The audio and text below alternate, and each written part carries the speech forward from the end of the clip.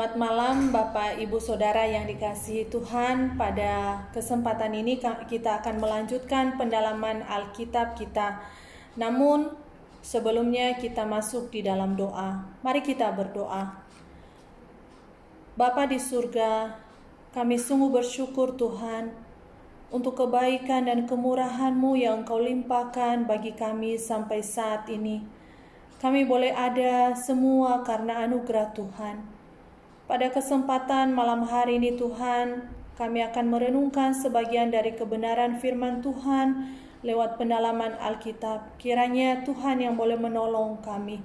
Terpujilah Engkau Tuhan. Di dalam nama Tuhan kami Yesus Kristus, Allah kami yang hidup, kami berdoa dan mengucap syukur. Amin. Kita akan melanjutkan pendalaman Alkitab kita dari Injil Matius pasal yang ke-22 ayat yang ke-15 sampai ayatnya yang ke-33. Demikian firman Tuhan. Kemudian pergilah orang-orang Farisi. Mereka berunding bagaimana mereka dapat menjerat Yesus dengan suatu pertanyaan. Mereka menyuruh murid-murid mereka bersama-sama orang-orang Herodian bertanya kepadanya, "Guru, kami tahu engkau adalah seorang yang jujur dan dengan jujur mengajar jalan Allah dan engkau tidak takut kepada siapapun juga, sebab engkau tidak mencari muka. Katakanlah kepada kami pendapatmu.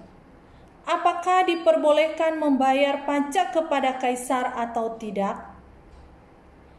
Tetapi Yesus mengetahui kejahatan hati mereka itu lalu berkata, "Mengapa kamu mencobai aku, hai orang-orang munafik? Tunjukkanlah kepadaku mata uang untuk pajak itu." Mereka membawa suatu dinar kepadanya. Maka ia bertanya kepada mereka, "Gambar dan tulisan siapakah ini?" Jawab mereka, "Gambar dan tulisan Kaisar." Lalu kata Yesus kepada mereka, "Berikanlah kepada Kaisar apa yang wajib kamu berikan kepada Kaisar, dan kepada Allah apa yang wajib kamu berikan kepada Allah." Mendengar itu, heranlah mereka dan meninggalkan Yesus lalu pergi. Kita akan membahas dari ayat yang ke-15 sampai ayat yang ke-22 terlebih dahulu. Bapak, Ibu, Saudara yang dikasihi Tuhan, perumpamaan tentang perjamuan kawin yang sebelumnya kita pelajari, dan itu disampaikan oleh Tuhan Yesus terhadap orang-orang yang seharusnya berbagian di dalam kerajaan sorga, tetapi mereka tidak mau dan menolaknya. Ini sebenarnya merupakan sindiran yang sangat tajam yang diberikan kepada kaum religius, yang dalam hal ini adalah orang-orang Farisi.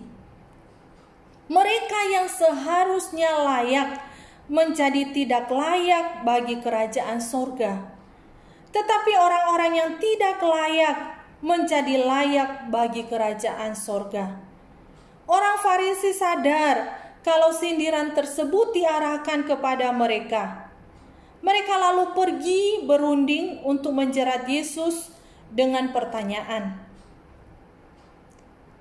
Kalau kita boleh memperhatikan di dalam ayat yang ke-15, itu merupakan sebuah jembatan antara ayat sebelumnya dengan ayat yang ke-16. Dalam bagian ini kita melihat orang-orang Yahudi dan Herodian, mereka pergi berunding dan bersepakat untuk menjebak Tuhan Yesus. Tuhan Yesus menghadapi tantangan yang berat setelah dia menyatakan tentang bagaimana hidup berbagian dalam kerajaan surga. Di sini kita boleh melihat orang Yahudi mempersiapkan serangan balik mereka dengan baik-baik. Dan mereka sudah menetapkan suatu kondisi yang pasti dan menjerat Tuhan Yesus.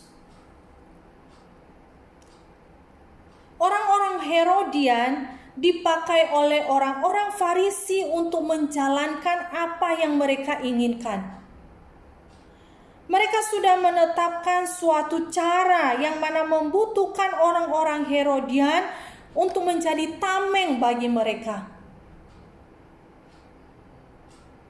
Kalau kita boleh melihat di dalam sejarah, kita belajar bahwa orang Farisi, orang Herodian, dan orang Saduki adalah 3 golongan yang sangat berbeda. Dan mereka ini tidak bisa akur satu dengan yang lain.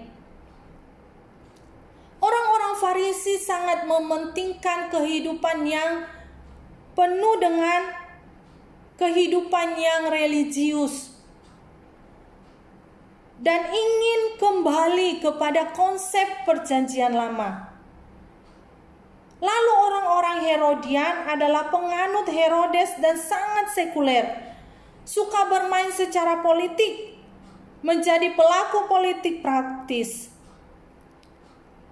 Orang-orang Farisi menuduh orang Herodian sebagai orang yang sangat sekuler dan tidak mau peduli dengan agama. Sebaliknya juga orang Herodian ini menuduh orang Farisi sebagai orang yang fanatik, yang hanya memikirkan Tuhan dan tidak mau memikirkan tentang politik.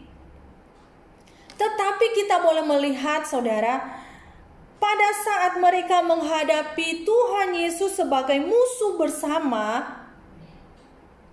mereka bisa akur, mereka bisa sepakat, mereka bisa kompromi, walaupun dengan berbagai macam perbedaan di antara mereka.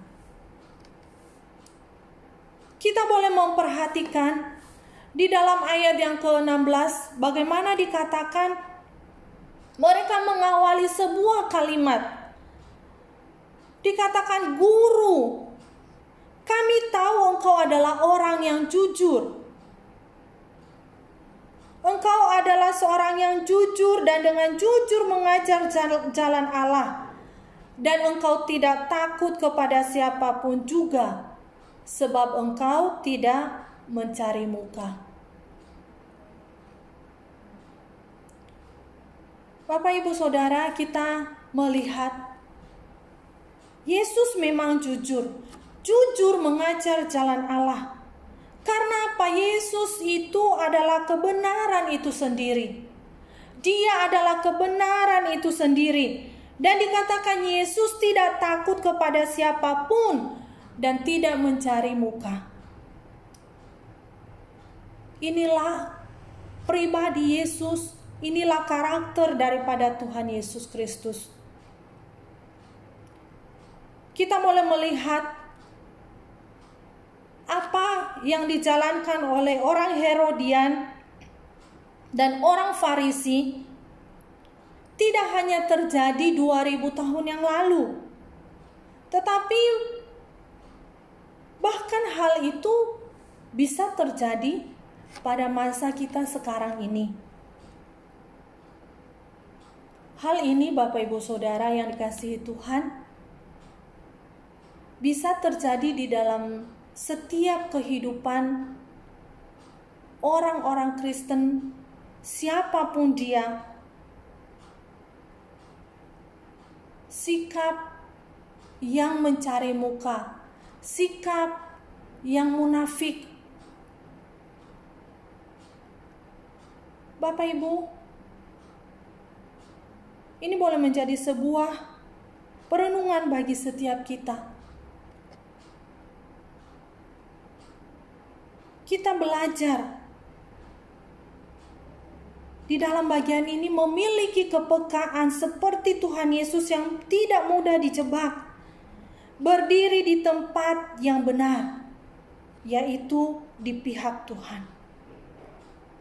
Tuhan Yesus tidak ikut menjadi licik di tengah dunia yang licik. Inilah yang seharusnya yang boleh menjadi karakter dari orang-orang Kristen yang sejati.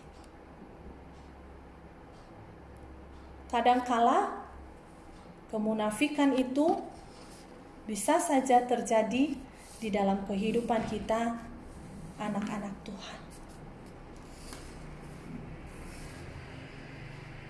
Bapak, Ibu, Saudara, ketika orang-orang itu memberikan pertanyaan, kelihatan sekali kalau pertanyaan itu tidak tulus dan benar-benar mau belajar. Mereka adalah murid-murid yang seharusnya mau belajar. Seharusnya pertanyaan mereka adalah untuk semakin mengerti kebenaran, tetapi ternyata pertanyaan itu bukan untuk mengerti kebenaran. Inilah orang yang katanya religius, yang dekat dengan Tuhan, tetapi fakta hidupnya jauh sekali dari Tuhan. Karena hidupnya tidak mencintai kebenaran. Mereka bertopengkan. Mereka munafik. Seakan-akan mencintai Tuhan, tetapi pada dasarnya mereka tidak mencintai Tuhan. Kita boleh melihat di dalam bagian ini, mereka hanya suka kalau jawaban Tuhan Yesus sesuai dengan apa yang mereka inginkan. Mereka menetapkan suatu skenario dan mereka ingin Tuhan Yesus menjawab sesuai dengan keinginan mereka. Itulah sebabnya ketika jawaban yang mereka dapatkan tidak sesuai dengan keinginan mereka, pergilah mereka dan mereka sama sekali tidak berubah.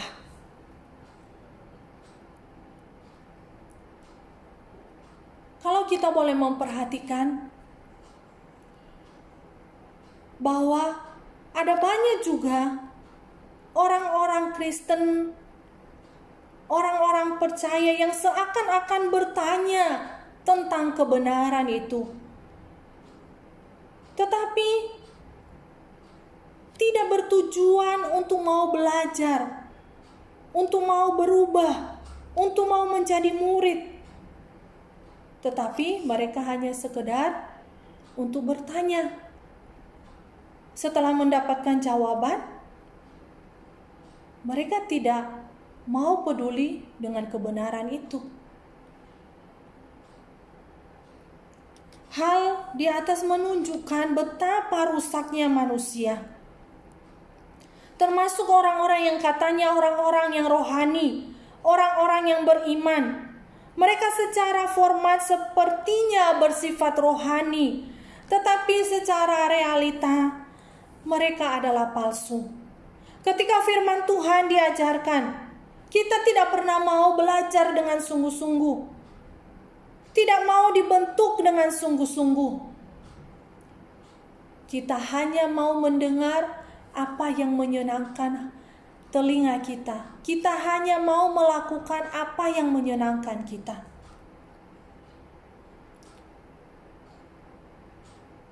Jawaban Tuhan Yesus mengajarkan kepada kita bagaimana seorang anak Tuhan melihat di dalam bagian ini, melihat suatu isu di mana banyak orang memakai perikop ini untuk menjelaskan masalah politik, bagaimana orang Kristen berelasi dengan negara dan bagaimana orang Kristen berelasi dengan Allah.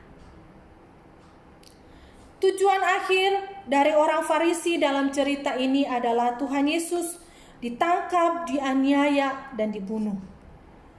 Ketika Tuhan Yesus tidak memberikan sanggahan terhadap pernyataan pertama mereka, mereka menganggap Tuhan Yesus sudah masuk di dalam perangkap mereka. Mereka kemudian membawa Tuhan Yesus masuk di dalam jebakan yang kedua dengan pertanyaan, apa diperbolehkan membayar pajak kepada kaisar atau tidak? Dalam konteks Romawi, kita boleh melihat ada banyak sekali pajak. Demikian juga dalam konteks Yahudi, bahkan ada pajak bait Allah. Pajak kepada kaisar adalah merupakan upeti, yang berarti sesuatu yang diberikan kepada kaisar sebagai tanda penyerahan diri. Kalau tidak membayar upeti berarti memberontak atau melawan pemerintah. Apakah kita harus takluk kepada pemerintahan Romawi? Orang Herodian adalah orang yang mengajak orang Yahudi untuk tidak perlu takluk kepada Romawi. Tetapi mereka harus membayar pajak kepada Herodes sebagai raja mereka. Mereka tidak harus membayar pajak kepada orang Romawi sebagai penjajah mereka. Bapak, Ibu, Saudara, jawaban atas pertanyaan di atas adalah sulit bagi Tuhan Yesus karena hanya menuntut jawabannya atau tidak. Kalau dijawab bayar, berarti orang-orang Herodian akan setuju. Tetapi ia akan menyingkirkan banyak orang saleh Yahudi yang tidak bisa menoleransi dukungan terhadap kekaisaran Romawi. Jika Tuhan Yesus jawab tidak, maka ia memuaskan orang Farisi, tetapi akan kesulitan dengan otoritas Romawi. Di sini kita melihat bagaimana Tuhan Yesus memberikan jawaban kepada mereka. Mengapa kamu mencobai aku, hai orang-orang munafik? Injil Lukas menuliskan adalah orang-orang yang licik, orang-orang yang jahat. Kalimat tersebut begitu tajam, yang menunjukkan bahwa Tuhan Yesus melihat segala hal dari sudut yang lain. Hal ini menunjukkan bahwa iman Kristen adalah iman yang seharusnya melihat tidak dari sudut permainan dunia. Kalau kita hidup takut akan Allah, maka kita tidak akan takut kepada manusia. Tuhan Yesus setuju dikatakan sebagai orang yang jujur, yang tidak takut kepada siapapun.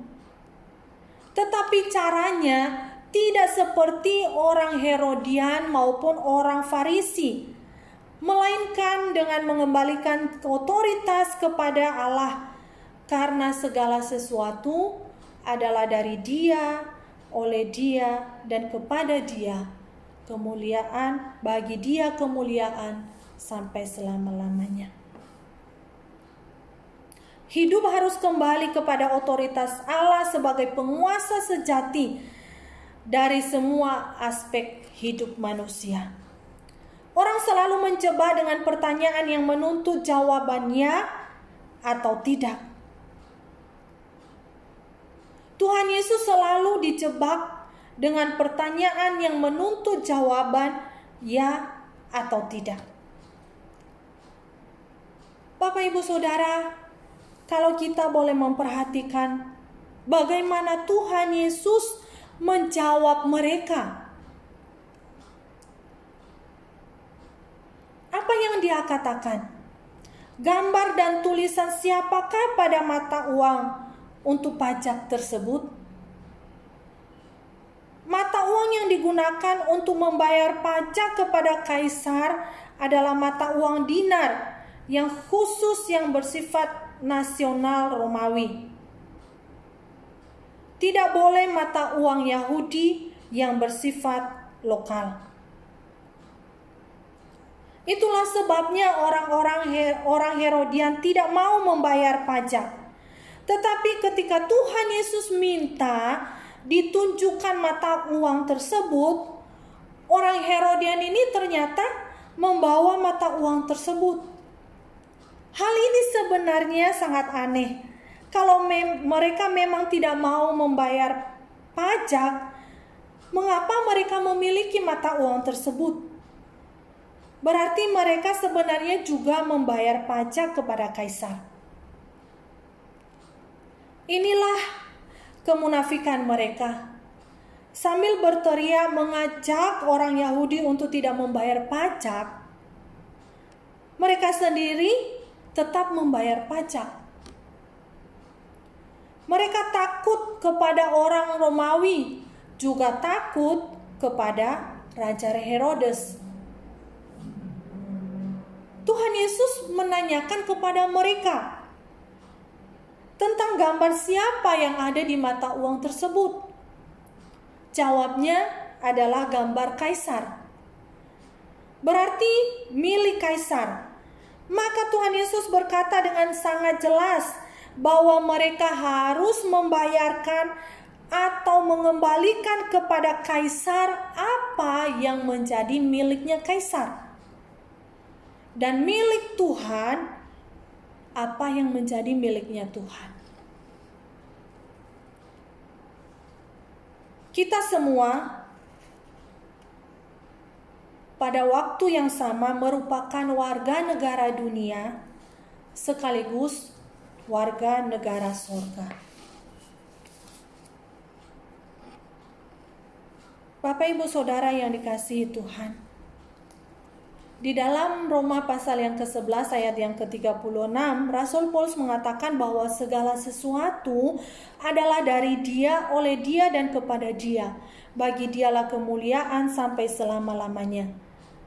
Kalimat itu langsung disambung dengan, karena itu saudara-saudara, aku mendesak kamu, persembahkanlah tubuhmu sebagai persembahan yang hidup, yang kudus dan yang berkenan kepada Allah. Kehidupan kita sebagai orang-orang percaya, kehidupan kekristenan kita adalah mengembalikan seluruh milik Allah kembali kepada Allah. Terutama hidup kita yang boleh kita persembahkan kepada Tuhan. Bapak Ibu Saudara, yang kita boleh belajar di dalam bagian ini, di dalam ayat yang ke-15 sampai ayat yang ke-22. Beberapa poin yang boleh kita belajar. Kita sebagai orang-orang percaya, tugas kita adalah menyerahkan kepada Allah apa yang menjadi milik Allah. Seluruh kehidupan kita adalah milik Allah. Hidup kita milik Allah. Maka kita harus belajar untuk mengasihi Dia dengan seluruh hidup kita, segenap hati kita, dan seluruh ketaatan kita. Kita pun sadar bahwa hidup kita adalah hidup yang penuh dengan proses. Mungkin kadangkala kita terjatuh, tetapi kita tidak sampai tergeletak. Tuhan menuntut kita untuk menjadi serupa dengan gambaran anaknya, yaitu Kristus.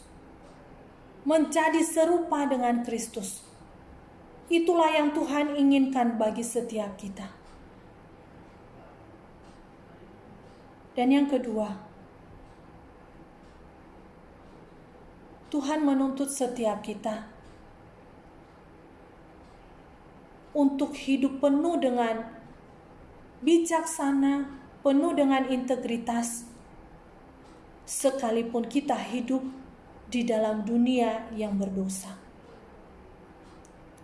Dan yang ketiga, sebagai warga negara, kita hidup di negara Indonesia. Membayar pajak adalah tanggung jawab kita, tanggung jawab setiap kita tanpa terkecuali sebagai warga negara yang baik. Bapak Ibu Saudara yang dikasihi Tuhan, kita akan melanjutkan di dalam ayat yang ke-23 sampai ayat yang ke-33. Saya akan bacakan untuk kita semua. Pada hari itu datanglah kepada Yesus beberapa orang Saduki yang berpendapat bahwa tidak ada kebangkitan.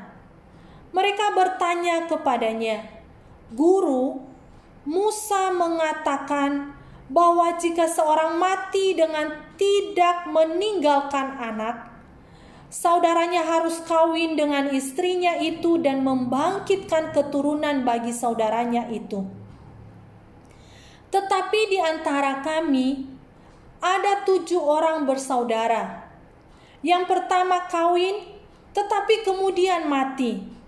Dan karena ia tidak mempunyai keturunan, ia meninggalkan istrinya itu bagi saudaranya. Demikian juga yang kedua, dan yang ketiga, sampai dengan yang ketujuh. Dan akhirnya, sesudah mereka semua, perempuan itu pun mati. Siapakah di antara ke-7 orang itu yang menjadi suami perempuan itu pada hari kebangkitan? Sebab mereka semua telah beristrikan dia. Yesus menjawab mereka, "Kamu sesat, sebab kamu tidak mengerti kitab suci maupun kuasa Allah. Karena pada waktu kebangkitan orang tidak kawin dan tidak dikawinkan, melainkan hidup seperti malaikat di surga. Tetapi tentang kebangkitan orang-orang mati, tidakkah kamu baca apa yang difirmankan Allah ketika ia bersabda, 'Akulah Allah Abraham, Allah Ishak, dan Allah Yakub'? Ia bukanlah Allah orang mati, melainkan Allah orang hidup." Orang banyak yang mendengar itu takjub akan pengajarannya.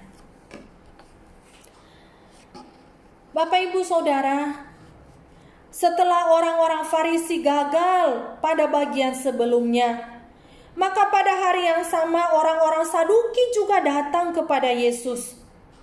Mereka tidak percaya bagian kitab suci yang lain di luar Taurat Musa. Mereka juga tidak percaya bahwa ada kebangkitan orang mati. Mereka percaya bahwa manusia setelah mati, maka selesai, habis. Mereka juga tidak percaya adanya malaikat. Mereka inilah golongan ahli Taurat yang disebut kaum Saduki. Mereka adalah orang-orang penting yang secara agama dan politik sangat terpandang. Mereka dihormati oleh para pemimpin politik, baik yang di dalam Israel maupun yang di luar Israel. Mereka terus berdebat dengan golongan yang lain, yaitu golongan Farisi tentang hal-hal ini. Orang-orang Farisi berjumlah lebih banyak daripada orang Saduki. Pengikut mereka pun lebih banyak daripada orang Saduki. Meskipun secara politik orang-orang Farisi kurang terhormat seperti orang Saduki, tetapi secara jumlah pengikut dan pengaruh ke rakyat biasa, orang Farisi lebih banyak dan lebih berpengaruh. Golongan Saduki adalah golongan yang memiliki level yang tinggi di dalam bidang politik. Dan mereka sangat akrab dengan para petinggi. Sedangkan golongan Farisi adalah kelompok yang menjangkau lebih banyak rakyat biasa. Tetapi mereka lebih kuat karena jumlah mayoritas orang-orang Israel yang mereka pengaruhi. Orang Saduki bertanya kepada Yesus untuk menunjukkan bahwa kepercayaan orang Farisi adalah salah. Mereka juga mau menunjukkan bahwa jika Yesus percaya akan kebangkitan orang mati, maka kepercayaan itu sebenarnya akan menunjukkan bahwa Yesus itu tidak mengerti kitab suci, yang dalam hal ini Taurat Musa. Ini akan membuat nama Tuhan Yesus tidak lagi diterima di kalangan orang-orang ini yang telah dipengaruhi oleh kelompok orang-orang Saduki. Maka kita melihat, Bapak Ibu Saudara, orang Saduki bertanya tentang peraturan perkawinan yang diatur di dalam Ulangan pasal yang ke-25. Jika seseorang mati dan belum mempunyai anak, maka adiknya harus mengawini istri orang yang telah mati itu. Dan anak pertama mereka akan dianggap sebagai anak dari orang yang telah mati itu.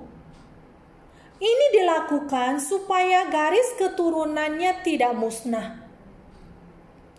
Dan warisan yang dia miliki tidak berpindah ke tangan orang lain atau ke tangan keluarga yang lain. Maka orang Saduki ini memberikan contoh kasus di mana ada seorang perempuan yang harus dinikahi oleh 7 orang laki-laki bersaudara, karena setiap orang yang menjadi suami perempuan ini meninggal.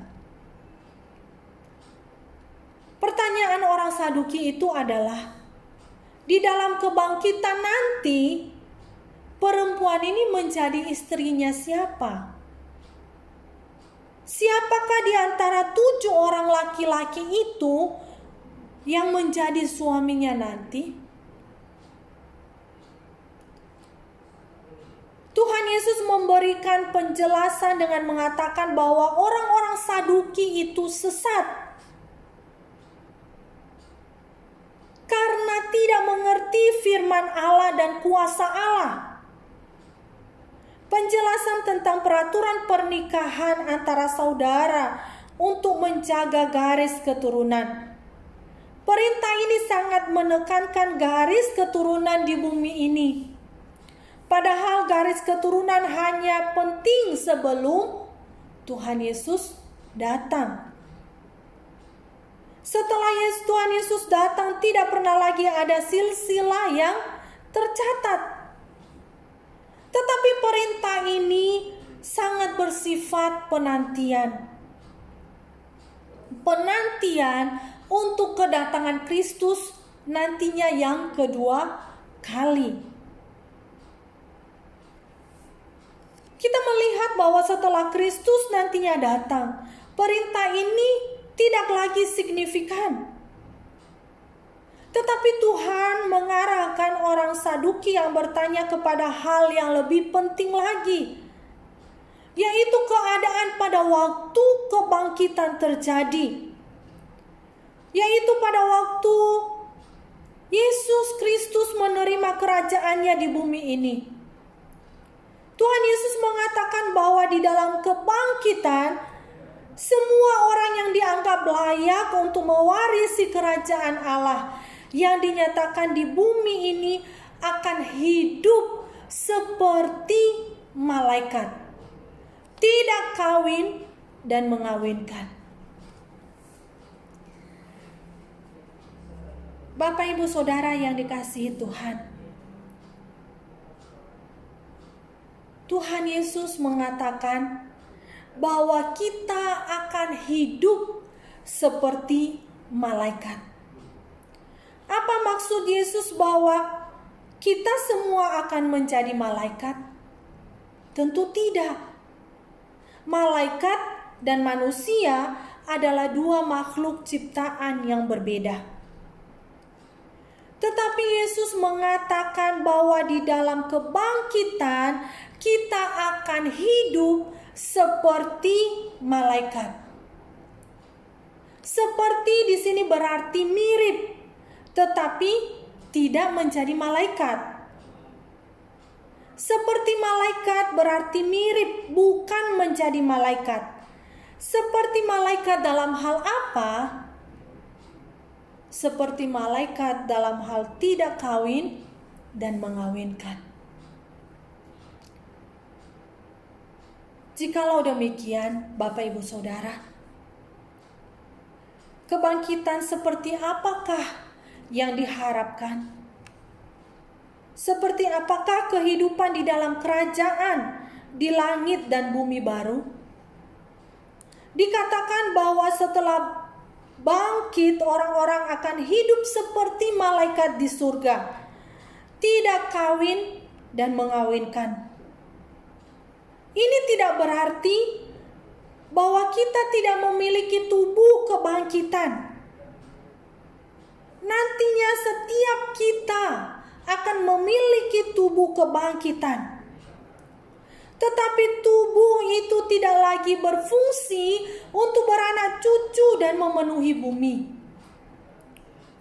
Sebab bumi akan dipenuhi dengan orang-orang kudus milik Tuhan, yaitu orang-orang yang telah ditebus di dalam darah Tuhan Yesus. Maka kita boleh melihat, Bapak Ibu Saudara, kesesatan orang Saduki adalah mereka tidak tahu bahwa ini adalah sebuah pengharapan yang sejati yang dijanjikan Allah Bapa melalui anaknya Yesus Kristus.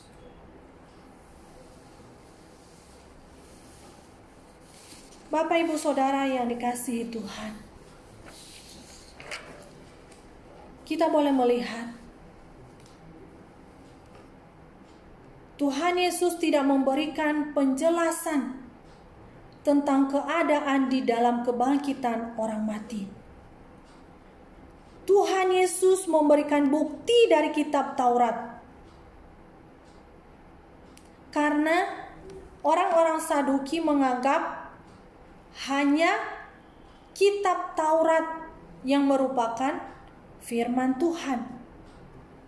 Maka apa yang dikatakan oleh Tuhan Yesus kepada mereka di dalam ayat yang ke-32?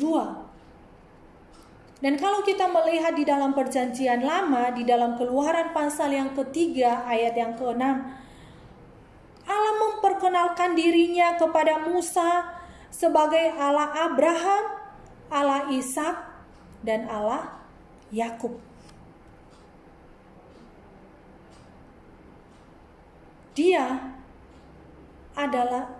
saat ini adalah Allah Abraham, Ishak, dan Yakub.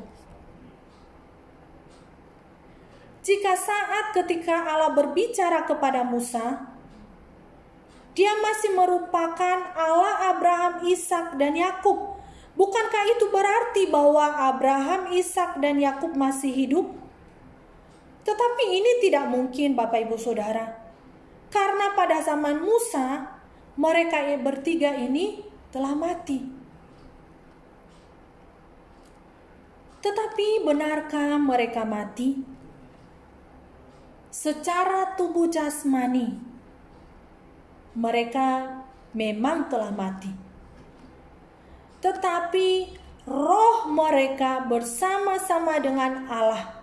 Dan mereka tetap sujud menyembah kepada Allah. Dan Allah tetap menjadi Allah mereka. Maka apa yang dikatakan oleh Tuhan Yesus di dalam bagian ini?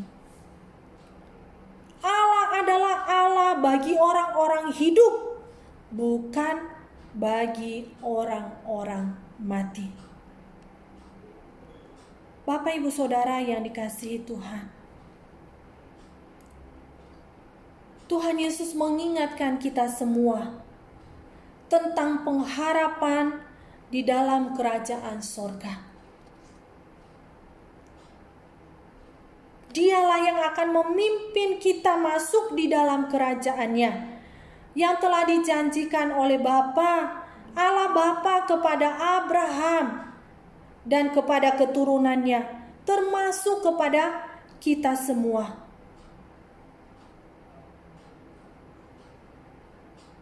Sungguh dikatakan damai sejahtera terjadi ketika perintah Allah digenapi. Dan perintah menaklukkan seluruh bumi hanya terjadi secara sempurna di dalam kedatangan Kristus yang kedua kali. Itulah sebabnya kedatangannya yang kedua menjadi harapan yang sangat dinanti-nantikan oleh setiap orang percaya. Tentu ini menjadi pengharapan kita semua, bukan? Bapak Ibu Saudara yang dikasihi Tuhan,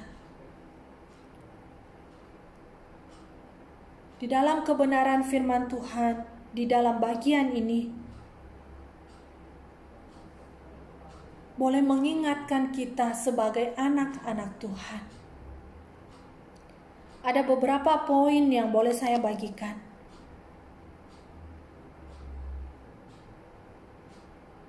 Hal yang pertama adalah di dalam langit dan bumi yang baru tidak ada kawin dan mengawinkan. Namun di sana adalah tempat yang penuh dengan sukacita, tempat yang penuh dengan kebahagiaan. Karena di sana sudah tidak ada tetesan air mata, di sana sudah tidak ada penderitaan, di sana sudah tidak ada kesedihan, di sana sudah tidak ada ketakutan. Tetapi di dalam langit dan bumi yang baru adalah sebuah tempat yang penuh dengan kebahagiaan dan sukacita. Hal yang kedua yang boleh kita belajar, bahwa kematian bukanlah akhir dari hidup, namun justru merupakan awal kehidupan yang sebenarnya bersama dengan Allah di dalam kekekalan. Kematian bukanlah akhir dari hidup, namun merupakan awal dari kehidupan yang sebenarnya bersama-sama dengan Allah di dalam kekekalan. Dan yang ketiga, kita sebagai anak-anak Tuhan, orang-orang yang percaya kepada Tuhan, biarlah kita terus bertekun di dalam kehidupan ini, agar hidup kita senantiasa mempermuliakan Tuhan, sambil menantikan kedatangan Kristus yang kedua kali. Segala pujian, hormat hanya bagi nama Tuhan. Kiranya Tuhan menolong dan memberkati kita semua. Amin. Mari kita berdoa. Bapa di surga, kami bersyukur ya Tuhan, pada malam hari ini, kesempatan ini Tuhan anugerahkan bagi kami untuk boleh belajar akan kebenaran firman Tuhan. Di dalam segala kelemahan dan keterbatasan kami ya Tuhan, kiranya Tuhan yang terus memproses kehidupan kami, membentuk kami, supaya kehidupan kami, pribadi lepas pribadi, boleh menjadi kehidupan yang layak dan berkenan kepada Tuhan. Tolonglah kami Tuhan, berikan kami kekuatan, berikan kami hidup yang mau bertekun di dalam Tuhan, supaya kami Tuhan boleh siap sedia menantikan kedatangan Kristus yang kedua kali di dalam kehidupan kami pribadi lepas pribadi. Terpujilah nama-Mu Tuhan. Di dalam nama Tuhan kami Yesus Kristus Allah kami yang hidup, kami berdoa dan bersyukur. Amin.